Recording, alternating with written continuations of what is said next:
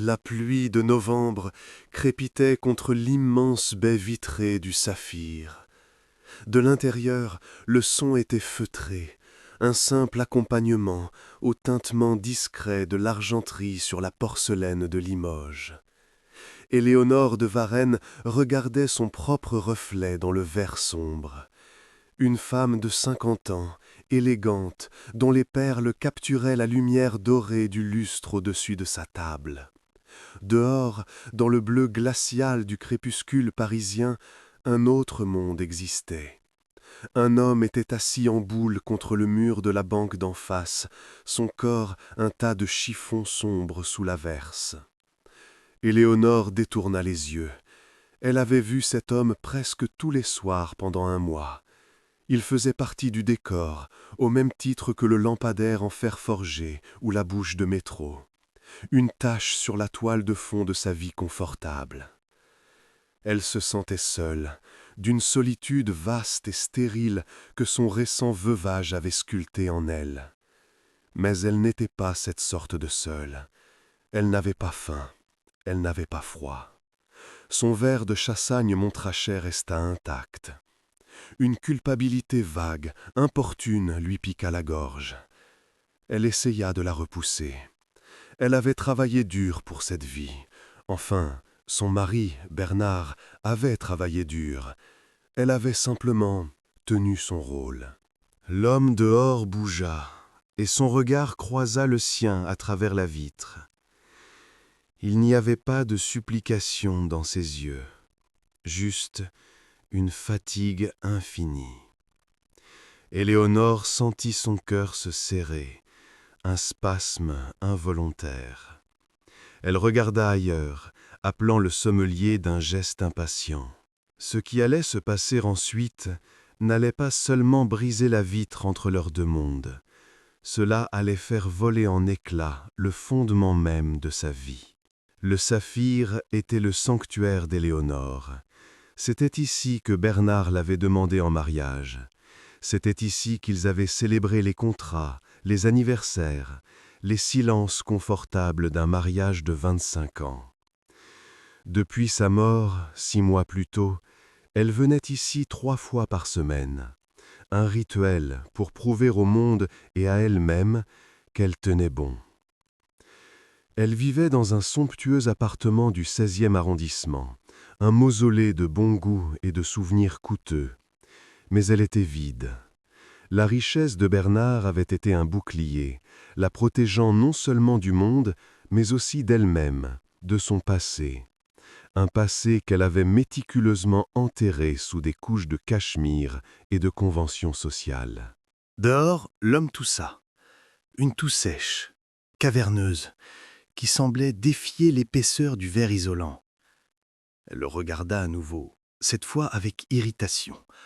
Pourquoi devait-il s'asseoir là? Pourquoi gâcher ma vue? Un jeune couple, riant aux éclats, faillit trébucher sur ses jambes étendues. « Faites attention, merde !» lançait le jeune homme, en costume bien coupé. Le sans-abri ne répondit pas. Il se contenta de remonter ses genoux contre sa poitrine, se faisant encore plus petit. Il dégageait une dignité brisée qui était presque plus dérangeante que la pauvreté. Il n'avait pas de pancarte, il ne mendiait pas. Il existait. Et son existence était une accusation. Éléonore se souvint d'une conversation avec Bernard, des années auparavant, passant devant un campement de fortune sous un pont. « C'est un choix, chérie, » avait-il dit, sa voix douce mais ferme. « Personne n'est obligé de finir comme ça. C'est un manque de volonté. » Elle avait hoché la tête, s'accrochant à cette logique simple. C'était plus facile que d'admettre la fragilité de tout cela. Le sommelier arriva. « Madame désire autre chose ?»« Non, merci, Paul, c'est parfait. »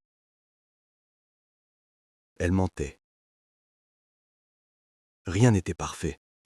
Elle reporta son attention sur la rue, juste au moment où l'homme sortait quelque chose de la poche de son honoraque en lambeaux. C'était une petite boîte en fer blanc, rouillée sur les bords. Il l'ouvrit avec des doigts gourds et en sortit quelque chose. Un morceau de pain sec? Non, il ne le mangea pas. Il le regarda.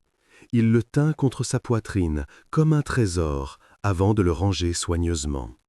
Ce geste, un geste si familier. Un souvenir, semblable à un éclat de glace, lui transperça l'esprit. Une petite cuisine dans un 2 pièces à Belleville, l'odeur de la soupe aux choux. Une petite boîte en fer blanc identique, celle où son père gardait ses médailles de travail.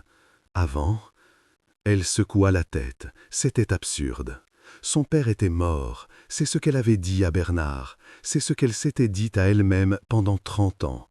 Mort et enterré, avec le reste de son enfance misérable. Elle s'appelait Éléonore Dubois, avant de devenir Madame de Varenne. La fille d'un contremaître d'usine, un homme fier et travailleur, jusqu'à ce que l'usine ferme. Il avait cherché du travail pendant 2 ans. Puis sa mère était tombée malade. Les dettes s'étaient accumulées comme la poussière qu'il n'avait plus le cœur à nettoyer. Et puis, il avait commencé à boire. Éléonore avait 19 ans. Elle était belle, intelligente, et elle suffoquait. Elle le voyait dépérir, sa fierté cédant la place à une honte agressive. La dernière fois qu'elle l'avait vu, elle lui avait crié dessus. Il avait perdu le peu d'argent qu'il leur restait. « Tu nous tues, tu me tues, je te déteste !» Il n'avait pas répondu. Il avait juste regardé ses mains, ces mêmes mains qu'il avait portées sur ses épaules. Le lendemain, elle était partie. Elle avait trouvé un petit travail de vendeuse, rencontré Bernard lors d'une réception où elle servait des cocktails et n'avait jamais regardé en arrière. Elle avait construit sa forteresse de richesse, pierre par pierre, pour s'assurer que le fantôme de la pauvreté ne pourrait jamais l'atteindre. Dehors, l'homme se leva péniblement. Il s'appuya contre le mur, le visage tordu de douleur. Il boitait. Éléonore ne pouvait plus respirer. La façon dont il se tenait, le poids sur sa jambe gauche. Son père avait eu un accident à l'usine. Une barre de métal lui avait écrasé le genou. Il avait toujours boité comme ça. « Non, » murmura-t-elle. Son reflet la regardait, les yeux écarquillés par la panique. C'était une coïncidence, un tour cruel de son esprit endeuillé. Le serveur apporta son entrée, un foie gras poêlé, délicat et parfumé. L'odeur lui donna la nausée. L'homme dehors commença à s'affaisser, lentement. Ce n'était pas comme s'endormir, c'était comme une marionnette dont on coupe les fils. Il glissa le long du mur et s'immobilisa sur le trottoir mouillé, à moitié couché. Les gens passaient. Ils faisaient un écart, certains avec dégoût, d'autres avec une indifférence étudiée. Personne ne s'arrêtait. C'était Paris, on ne s'arrêtait pas. Éléonore sentit une vague de froid monter en elle, plus glaciale que la pluie de novembre. La petite boîte en fer blanc, la boiterie, les yeux. Elle regarda ses mains manucurées posées sur le lin blanc. Puis elle regarda les siennes, crasseuses, bleues de froid, immobiles sur le béton. Le visage de son père, il y a 30 ans, lui revint. La déception dans ses yeux quand elle lui avait jeté sa haine au visage. Papa. La crise la frappa avec la force d'un poing. Ce n'était pas un étranger, c'était une conséquence. C'était son péché, devenu chair et os, mourant sur le trottoir en face de son restaurant de luxe. Elle aurait pu rester assise. Elle aurait pu finir son vin, payer l'addition et rentrer chez elle. Elle aurait pu appeler le SAMU, anonymement. C'était le choix logique, le choix de Varenne. Mais la femme qui avait crié sur son père, la jeune Éléonore Dubois, était toujours là, enterrée sous les perles. Et elle étouffait. L'homme dehors ne bougeait plus du tout. Éléonore se leva d'un coup. Sa chaise racla le parquet dans un bruit obscène qui fit taire la salle. Tous les regards se tournèrent vers elle. « Madame ?» demanda le maître d'hôtel, s'approchant avec inquiétude. Elle ne prit pas son sac à main, elle ne prit pas son manteau, elle courut. Elle poussa la lourde porte en laiton et le froid la saisit. Le bruit de la ville, le klaxon d'un taxi, l'odeur de l'asphalte mouillé et des gaz d'échappement l'enveloppèrent. La pluie plaqua sa blouse en soie sur sa peau en une seconde. Elle traversa la rue en courant, manquant de se faire heurter par un scooter. Elle s'agenouilla sur le trottoir trempé, à côté de lui. Les genoux de son pantalon en cachemire s'imbibèrent d'eau sale. « Papa ?» Le mot sortit comme un étranglement. L'homme ne réagit pas. Il respirait à peine, ses lèvres étaient violacées. « Papa, c'est moi !» Elle lui prit la main. Elle était si froide qu'elle semblait artificielle, comme une pierre. « C'est Éléonore. » Elle secoua son épaule. « Antoine, papa, réponds-moi !» Il ouvrit les yeux. Juste une fente. Le regard était trouble, perdu dans un brouillard de fièvre ou d'hypothermie. « Lily ?» Personne ne l'avait appelée comme ça depuis 30 ans. C'était son surnom d'enfant. Le barrage de sa fierté, de ses mensonges, de sa vie construite céda. Des larmes chaudes se mêlèrent à la pluie froide sur son visage. « Je suis là, papa, je suis là. Pardonne-moi. » Elle cria vers le restaurant. « Paul, appelez les pompiers, maintenant !» Le maître d'hôtel et le portier étaient figés sur le seuil, regardant la scène avec horreur. Une de leurs clientes les plus prestigieuses, à genoux dans le caniveau, serrant un sans-abri dans ses bras. Éléonore n'avait pas le temps. « Aidez-moi !» cria-t-elle, sa voix brisée par l'urgence. Elle essaya de le soulever. Il était d'un point mort. Le portier, sortant de sa stupeur, accourut. Ensemble, ils le soulevèrent. « Où l'emmener, madame ?» demanda-t-il, paniqué.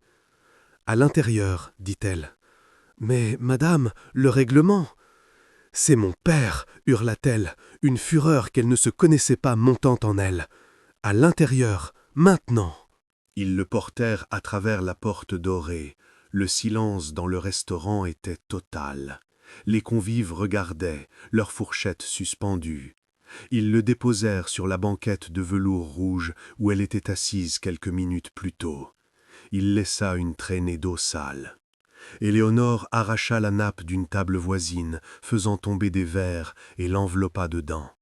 Elle frottait ses mains, son visage, essayant de lui insuffler de la chaleur. « Antoine, papa, reste avec moi. » Il toussait faiblement. La petite boîte en fer blanc tomba de sa poche et s'ouvrit sur le sol en marbre. Ce n'était pas une médaille de travail, ce n'était pas du pain. C'était une photo. Une petite photo en noir et blanc, au bord corné. Une petite fille d'environ 6 ans, avec des nattes et un sourire édenté, assise sur les épaules d'un jeune homme fier. C'était elle, et c'était lui. Éléonore ramassa la photo. Elle la serra contre sa poitrine et s'effondra, la tête sur les genoux de son père, secouée de sanglots qui venaient du plus profond de son âme. Les sirènes se rapprochèrent, les médecins prirent le relais, mais Éléonore ne lâcha pas sa main, pas dans l'ambulance, pas aux urgences de l'Hôtel-Dieu. Il avait une pneumonie grave, aggravée par la malnutrition et des années de vie dans la rue. Il survécut, de justesse. La convalescence fut longue, diplement personnelle, avec compassion et care. Émotion, fil de griffe, tendresse et quiet hope. Délivrait-il, spoken slowly, avec a warm, intimate voice, allowing pause for emotional weight, as an experienced audiobook narrator would. Atmosphere, as if sharing a sacred memory by candlelight, where every word matters, et silence speaks volumes. La convalescence fut longue. Le silence entre eux fut encore plus long, lourd de décennies de douleur et de honte. Elle n'essaya pas de s'excuser avec de l'argent. Elle lui offrit ce qu'elle lui avait volé, du temps. Elle vendit l'appartement du 16e. Elle acheta un petit logement lumineux près du jardin des plantes, avec 2 chambres.